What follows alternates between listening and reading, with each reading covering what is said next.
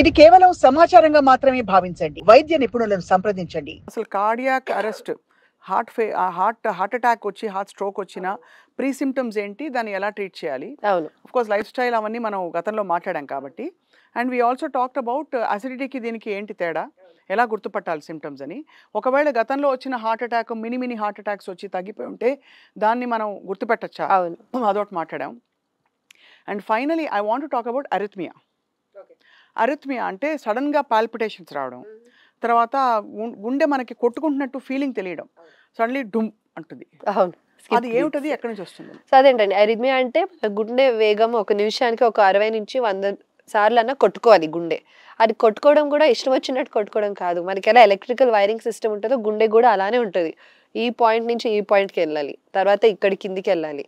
So దాన్ని బట్టి first పైన 2 గదులు, కింద 2 గదులు ఉంటాయి గుండెకి. సో ముందు పైన గదులు కంట్రాక్ట్ అవ్వాలి, అది కింద గదులకి ఫిల్ అవుతుంది బ్లడ్. అక్కడి నుంచి మొత్తం బాడీకి బ్లడ్ సప్లై వెళ్తుంది అనమాట. That is normal.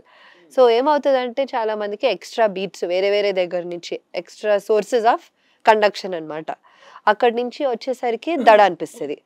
సో అది 200 వరకు కూడా రేట్స్ వెళ్ళచ్చు, 180 వరకు రేట్స్ వెళ్ళచ్చు. ఆ పరిస్థితిలో ఏమవుతుందంటే unusual awareness of heart beat అంటే పాల్పిటేషన్. అంటే గుండె దడ అంటే మామూలుగా మనం ఇలా కూర్చున్నప్పుడు మనకేం అనిపించట్లేదు గుండె కొట్టుకుంటుంది అన్నట్టు, కానీ కొట్టుకుంటుంది అది కంటిన్యూస్లీ. తెలిసినప్పుడు ఇలా కొట్టుకుంటుందంటే that is known as palpitation or దడ. అలా వచ్చినప్పుడు వెంటనే ఈసీడీ తీసుకోవడం మంచిది. ఎందుకంటే రెగ్యులర్గా వస్తుందా, కరెక్ట్ సోర్స్ నుంచి వస్తుందా, ఇన్ ద లిమిట్ వస్తుందా అనేది చూడడానికి. యూజువల్లీ వాట్ ట్రిగర్స్ ఇట్ అండి? బ్రెయిన్ నుంచి వచ్చే ఇంపల్సెసా లేక? అంటే బ్రెయిన్ నుంచి గుండెకి వైరింగ్ సిస్టమ్ ఉంటుంది. The trigger is from the heart itself. అంటే anything else can happen in the body and it will trigger the heart. తిన్నాక వస్తుంది అప్పుడప్పుడు కొందరికి వస్తుందండి, కొందరికి పోస్ట్ ప్రాండియల్ అంటారు. చాలా మందికి ఆల్కహాల్ బింజ్ తర్వాత హార్ట్ రేట్ ఎక్కువ అవుతుంది, ఆర్ ఏట్రియల్ ఫిబ్రిలేషన్ అంటారు. ఏట్రియల్ ఫిబ్రిలేషన్ అంటే ఇర్రెగ్యులర్గా కొట్టుకుంటుంది.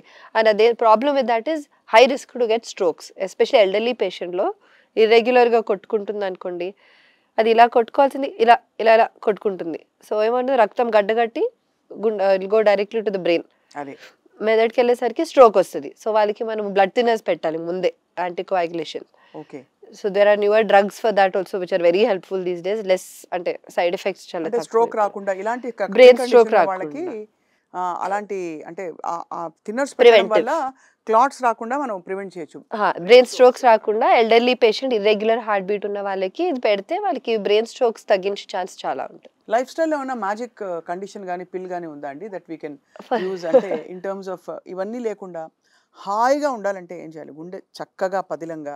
No pills for that, only lifestyle modification and అదే frequent checkups, frequently keep everything in check, self అంటే mental peace and giving time for yourself is also extremely important. Especially ఈ రోజుల్లో మనం తెలియకుండా overlook చేస్తూ ఉంటాము. కానీ giving some time, adequate sleep and as everybody nose exercise and healthy food. What increases cortisol and troponin అండి? Troponin is a cardiac enzyme.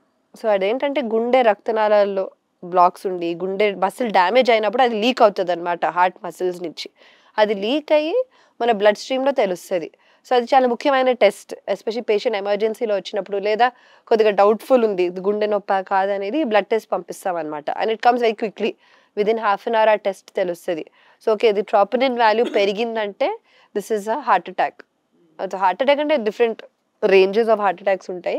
So it is అంటే significant గుండెకి డ్యామేజ్ అయింది, సిగ్నిఫికెంట్గా డ్యామేజ్ అయిందని you have to evaluate further. And ఆ తర్వాత medication అవసరం ఉంటుంది అలాంటి రికవరీ తర్వాత. Yes medication, angiogram also. Troponin అది అగైన్ మెడికల్ చాలా టెక్నికల్గా అయితే there are lot of other causes of troponin increase, but it is primarily a cardiac enzyme, heart related, and then we should evaluate further, get an angiogram. So అయితే మొత్తానికి గుండె జబ్బు బారిన పడకుండా ఇప్పటికి కూడా హాయిగా సంతోషంగా ఉండడానికి, బికాస్ ఈ విషయంలో ఐ థింక్ మీ నాన్నగారు డాక్టర్ గురవారెడ్డి గారు చాలా మందికి ఇన్స్పిరేషన్. అవును, ఎలా హ్యాపీగా ఉండాలి, ఎలా అసలు గుండెలో ఏది పెట్టుకోకూడదు, ఉంటే చెప్పేయాలి and you should express it అని అనడంలో.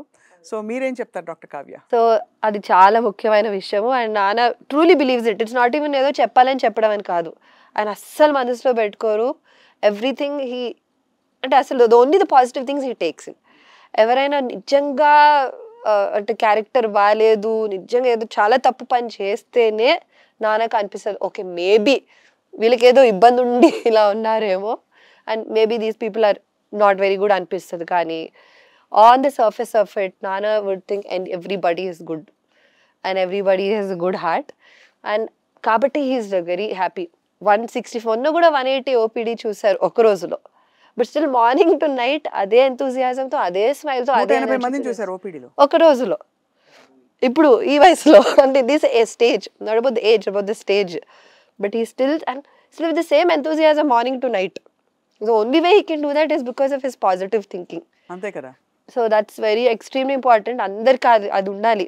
ఎందుకంటే అప్పుడు అలా ఉంటేనే మనము హాయిగా ఉండొచ్చు, మన గుండె కూడా హ్యాపీగా ఉంటుంది. ఇట్స్ ట్రూ, మనం పాజిటివ్గా ఉంటే మనం హెల్తీగా ఉంటాం.